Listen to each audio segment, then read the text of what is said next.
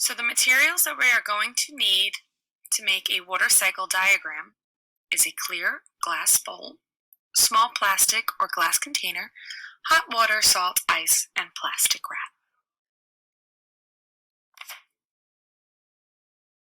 First, we are going to pour the hot water into the bowl.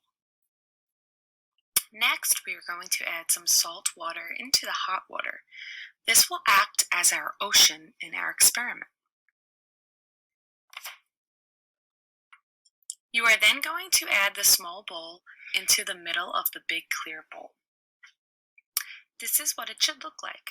The small bowl is going to act as the land.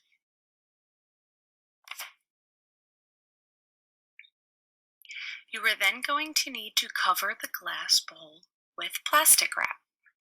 The plastic wrap acts as the clouds.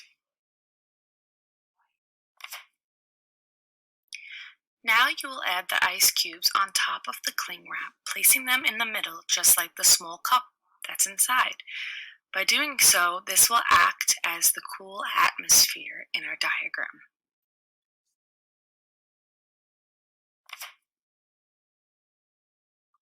Now that we have finished our demonstration, it's time to observe what you have created.